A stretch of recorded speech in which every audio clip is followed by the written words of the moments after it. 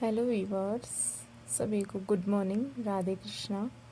I hope कि आप सब अच्छे होंगे और अच्छे से अपनी पढ़ाई कर रहे होंगे। मेरा नाम अनु है और मैं हाल फिलहाल DSSB और एचटेट KVS की तैयारी कर रही हूँ। और इस हफ्ते हमने 8 आवर्स डेली स्टडी चैलेंज लिया था, जिसमें से ट्यूसडे को मेरा स्टडी चैलेंज कंप्लीट नहीं हो पाया because of my fever. And आज है सैटरडे और सैटरडे को मैं मतलब फ्राइडे लेट नाइट तक मैंने स्टडी की, जिस वजह से मैं सैटरडे को सुबह उठी और उठने के बाद मैं सीधा घर के काम पे लग गई थी। सबसे पहले मैंने किचन का काम फिनिश किया।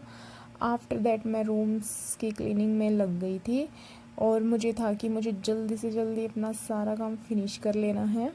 और आज भी मुझे, कल भी मैंने 8 आवर्स अपने अच्छे से कंप्लीट किए, ज़्यादा ही हुए थे, कम तो हुए नहीं।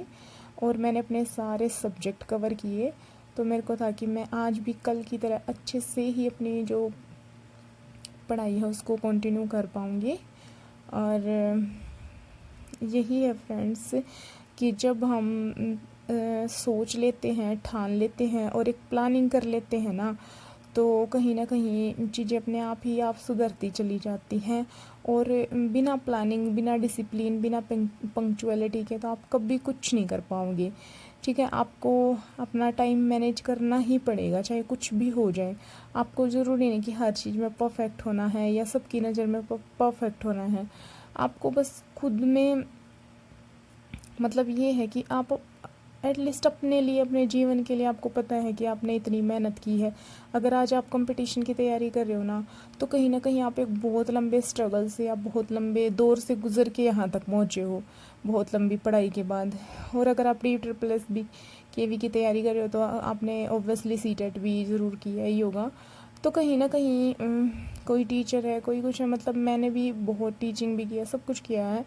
और बहुत लंबे टाइम स्ट्रगल के बाद हम यहाँ तक पहुँच पाते हैं। और यहाँ से ना बस आने के बाद वापस जाने का तो कोई रास्ता होना ही नहीं चाहिए। ठीक है, मैं ये नहीं कहूँगी होता ही नहीं है, क्योंकि बस जिस रास्ते पे हम चल पड़े ना, उसके पीछे तो फिर हमें देखना ही नहीं है। ठीक है, बहुत अच्छे से हमें अपनी जो चीज़ें हैं वो करते हुए चलना है फिर तो। ठीक है, फैमिली, बच्चे, सब के साथ सारी प्रॉब्लम्स है, बट हमें अपना टाइम ना, सबको पता होता है कि हम कहाँ से अपना टाइम निकाल सकते हैं, कैसे हम अपना मैनेज कर सकते हैं। अगर काम की बात करें ना, तो वो मतलब घर के काम ऐसी चीज़ होती है जो कभी ख़त्म नहीं होते। अगर मैं अपनी भी बात बताऊँ ना, तो मैं सुबह कुछ काम करके बैठ जाती हूँ पढ़ने, बट अगर मैं कंटिन्यू लगी रहूँ ना, तो मैं सच बता रही हूँ कि 12 से 1 बजे तक तो मेरा वैसे काम नहीं ख़त्म हो। और अगर मैं जैसे संडे वाले दिन की भी बात करूं और उसके बाद फिर मेरे हस्बैंड ड्यूटी से आ जाए, तो मतलब फिर थकान हो जाए और फिर ऐसे ही, तो ऐसे तो मतलब बिल्कुल ही हम अपने जो लाइफ का स्ट्रगल है, जो हमारे जो पेरेंट्स के सपने हैं, उनको बिल्कुल पूरा नहीं कर पाएंगे। तो इसलिए उसके लिए ये ज़रूरी है कि हमें कहीं ना कहीं से टाइम बचाना पड़ेगा। और वो बचाना मतलब निकालना है हमें कहीं से, बचा कर हर सेकंड को, हर मोमेंट को, मतलब हमें कैसे यूटिलाइज़ करना है, एज ए स्टूडेंट हमें सोचना है। ठीक है, तो बस ऐसे ही लगे रहें आप सब लोग भी। ठीक है, और सेकंड चीज़ ये है कि जब आप एक टारगेट पूरा करते हो ना कहीं आपको दूसरा टारगेट पूरा करने के लिए एक अंदर से मोटिवेशन आता है। ठीक है, आज मैंने सुबह पहले करंट कर ली थी। बीच बीच में यही था कि मेरे को लंच बनाना पड़ रहा था, कभी कुछ हो रहा था, कभी कुछ, बट मेरे को एक सेटिस्फेक्शन भी था कि चलो मेरा करंट कंप्लीट हो गया है, फिर मैं GS करूँगी। आज मेरा करंट का मैंने पूरे अगस्त का रिवीजन किया। ठीक है, मेरे को था कि मतलब सैटरडे है तो आज अच्छे से रिवाइज़ करना है। और मैं GS में मेरा टारगेट था कि मेरी मॉडर्न हिस्ट्री है वो शुरू होगी, तो उससे पहले मैं एक बार एटलीस्ट अपनी एंशियंट मेडिवल हिस्ट्री जो है, एंशियंट नहीं मेडिवल हिस्ट्री, उसका पूरा रिवीजन कर लो, कंप्लीट रिवीजन मैंने वो किया। और इस प्रोसेस में 2.5 घंटे लगे करंट और GS में। फिर मैंने अपना सब्जेक्ट उठा लिया, मैंने टेस्ट लगाया था और उसमें ना क्रिटिसिज्म के मुझे क्वेश्चन दिख रहे थे, तो मैंने सोचा कि क्यों ना आज क्रिटिसिज्म को रिवाइज़ कर लिया जाए। बहुत दिन हो गए हैं क्रिटिसिज्म को रिवाइज़ किए हुए। ऑलमोस्ट मेरा वीक ठीक गया है, फीवर के बाद भी मैंने अच्छे से मतलब डेली ही अपने टारगेट कंप्लीट करने की कोशिश की है।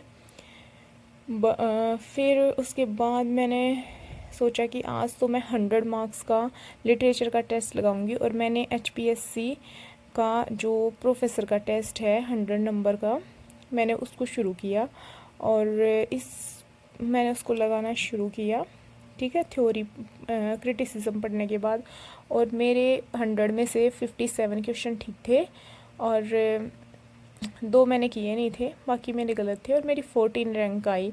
और मैं ये सोच रही थी कि भगवान इतने नंबर कहाँ कट गए हैं। और फिर मैंने देखा कि मेरा पैसेज ही, पूरे जो मेरा पैसेज था पोएम के अंदर से जो आया हुआ था मेरा, तो पूरा वही गलत हो गया है। और मुझे बहुत ऐसा लग रहा था कि मतलब चलो भाई ठीक है, 2-4 नंबर 2 नंबर कट जाए ठीक है, बट आपके 5 के 5 नंबर कट जाए, मतलब ये तो बिल्कुल ही सरासर नाइंसाफ़ी हो गई मेरे साथ। तो मैंने उसको छोड़ दिया होल्ड पे कि मैं इसका बाद में एनालाइज करूँगी।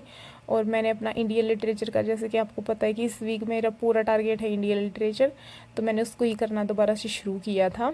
और मैंने अपने पूरे इंडियन लिटरेचर के नोट्स बनाए, अरुण कोलातकर वगैरह जो भी मेरे को राइटर करने थे। और उसके बाद मैं गई मंदिर, क्योंकि मतलब वीक में एक बार तो होता ही है कि एटलीस्ट अगले दिन संडे है तो सैटरडे को तो मैं मंदिर जा ही आऊँ। तो फिर मैं मंदिर गई, बहुत अच्छा लगता है मंदिर जाके, उधर का एनवायरनमेंट, उधर की एनर्जी, भगवान के साथ आपका कांटेक्ट, वो वाइब्स अलग ही होती हैं, मतलब एक अलग लेवल की शांति, एक जुड़ाव। तो मतलब मैं तो इस चीज़ को बहुत मानती हूँ, इसलिए मैं मंदिर गई। और फिर उसके बाद मैं आके डिनर प्रिपेयर करने में लग गई थी। और मेरे को माइंड में चल रहा था कि मेरे अभी 5.5 घंटे हुए हैं और कहीं ना कहीं मेरे 2.5 घंटे बाकी हैं। और मेरा जो मॉक टेस्ट लगाया था कल फ्राइडे को मैंने, उसका भी रिज़ल्ट आने वाला। और सबसे पहले आते ही मुझे यही था कि मैं उसका रिज़ल्ट देखूँगी। वो 9:30 पे उसका रिज़ल्ट आता है ना लाइव टेस्ट का। तो मैं फटाफट आ गई थी, पूरा किचन का काम फिनिश करके 10 बज गए थे पूरी प्रोसेस में।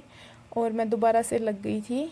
सबसे पहले मैंने अपना लाइव टेस्ट थे, और बहुत सारे मैंने टेस्ट लगाए थे आज। उनमें किसी में मेरी रैंक 1 थी, किसी में 47 थी, किसी में 3 रैंक थी। और मुझे बहुत अच्छा भी लग रहा था कि मेरी रैंक 1 भी आई थी आज लिटरेचर के एक टेस्ट में। बट जो मेरा मेन टेस्ट था DSSS BTGT इंग्लिश का, उसमें मेरी रैंक आई 36, ठीक है, जो कि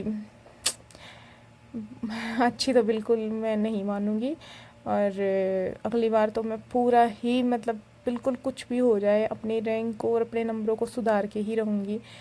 तो आई होप कि आपको जो मेरी वीडियो है उससे कुछ ना कुछ हेल्प मिल रही होगी। और बस इसी तरह से हम एक साथ पढ़ते रहेंगे, और पेपर की टेंशन ना ले, वो तो कभी ना कभी होना ही है। अभी नहीं तो 2 महीने के बाद, 2 नहीं तो 3 महीने के बाद अगर फॉर्म फिल किया है तो एग्ज़ाम तो पक्का होकर ही रहेगा। तो बिल्कुल भी स्ट्रेस ना ले कि एग्ज़ाम डेट नहीं है, कैसे पढ़ें क्या नहीं।